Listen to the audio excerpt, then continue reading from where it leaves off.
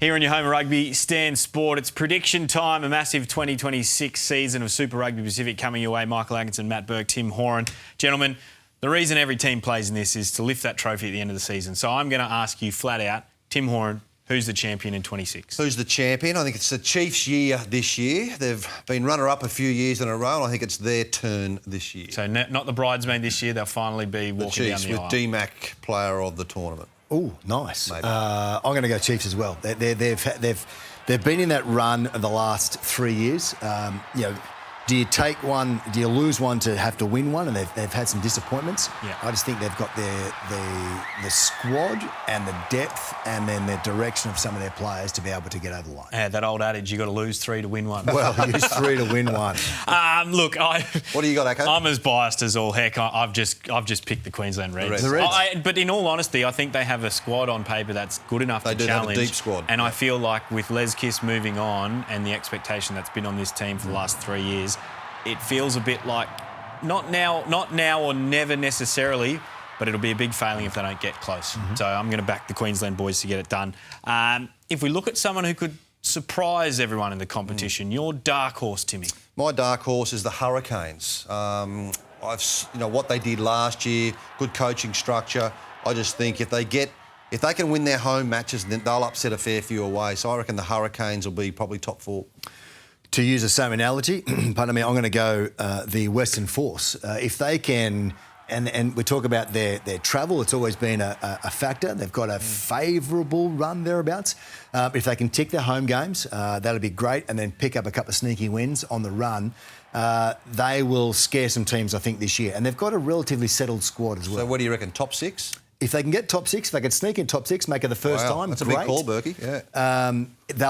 I think they could be there or thereabouts, and putting some pressure on people. Well, I'm staying with my Aussie goggles on. I'm going to go the Waratahs. I think second year of Dan McKellar, some big-name recruits at Daceyville. I think the Tars, if they get things right and they find ways to win on the road in particular, they could go very deep in the competition in 2026. A lot of pressure on teams this year with some changing of players, new recruits, that sort of thing. Who do you expect to be the most improved team? I'll start with you, Berkey, in 2026. Well, I think that's the Waratahs, isn't it? We expected so much from them last year and they delivered for the first 5 rounds and they sort of fell off the cliff a little bit. Disappointing from their point of view. But again, that second year... Not second-year syndrome, so to speak, but the coach has them from a second year, and then some of the players, they understand what the rigours are of Super Rugby, and they can understand how to get themselves ready. Bigger, stronger, faster round or year 2 under McKellar, and so I think they're going to be the big improvers. I'm with you, Berkey. I like the Waratahs. I think they'll finish top 4 if they can deliver what everyone thinks they can deliver with the squad they've got. They've got a really deep squad. Dan McKellar, second year as coach, he's got the team and the squad he wants now. The only challenge for Dan McKellar, and it happens in Sydney and New South Wales, is these players have to keep their feet on the ground. They win their first 4 or 5 matches and they're in the top 4.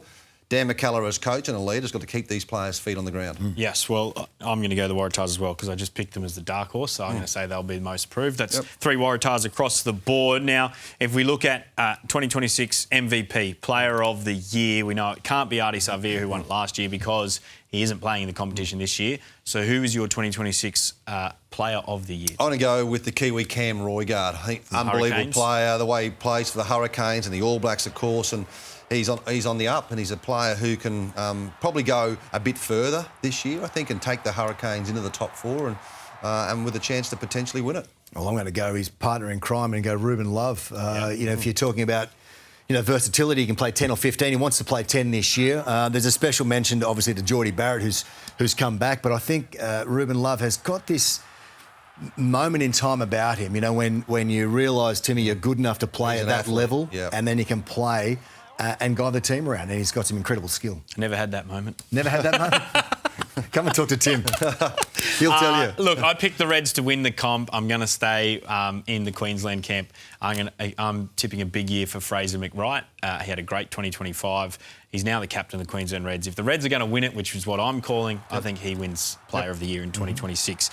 Signing of the year. There's been some changes. There's been some team players who've come to Super Rugby for the first time. There's been some big off-season moves. Who's your signing for 2026? Vernon Basson. So he's was his New Zealand under-20s captain. And he's now in this Wellington team, the Hurricanes, and he's in the senior team now. I think he'll really deliver. They're talking him up pretty big over in New Zealand, and they reckon he might be an All Black in the next year or two. So he's going to learn, so he'll get plenty of game time. I'm looking at Carter Gordon from a Queensland point of view, and we saw him come back and reunite himself with the game of rugby union. He was injured at the end of last year. He's not starting Super Rugby at the moment, but I reckon he'll be a key figure in that Queensland outfit, just to guide the team around. But also from a Waratahs perspective, Jack Debrasini, I think that I've always liked the way he played, and whether or not he had to sit behind Noah Lolesio down the Brumbies, when he came on, he always seemed to deliver. Great pass, big body, big boot on him as well. Expect him to have a big contribution at the Waratahs. I've gone Kyron Talmotfalau because I think... Yeah, you like him, don't you? Yes, he's a superb player at Moana Pacifica, and he's switched to the Chiefs now, and I think you slot him into that incredible back line. Around someone like Damien McKenzie. He scored 9 tries in 12 games in 2025 at Moana. I think he's going to cross the stripe plenty of times in 2026. He's going to be my signing of the season. To round things out, give us a rookie of the year for 2026, Tim. I reckon Clem Halaholo. So big back rower from the Tars. He had a big discussion with Dan McKellar. He talks about how Dan McKellar said to him at the start of last year, no, you're not going to get a contract. Go away and play shoot shield, play club footy. Work on your game, work on your strength and your size, and come back next year. And he's got a contract now, so I think he'll be one to watch in the back row for the Tars this year.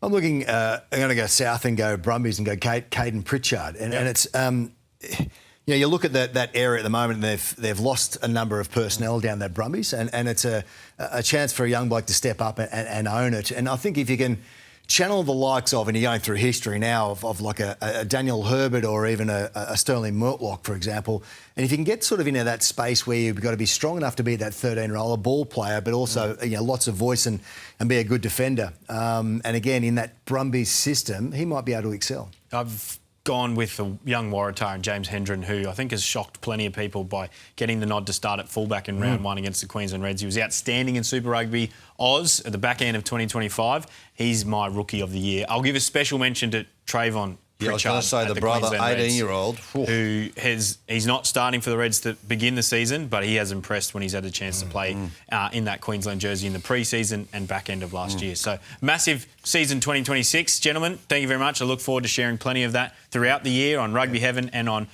broadcast. We'll come back at the end of the season and see how close we were, hey? Yeah, well, I mean, we'll ask the people at home to keep us honest too. Please let us know where we've gotten it wrong and maybe just, give us a little bit of kudos if we get something right. Massive year of rugby on your home of rugby, Stan Sport.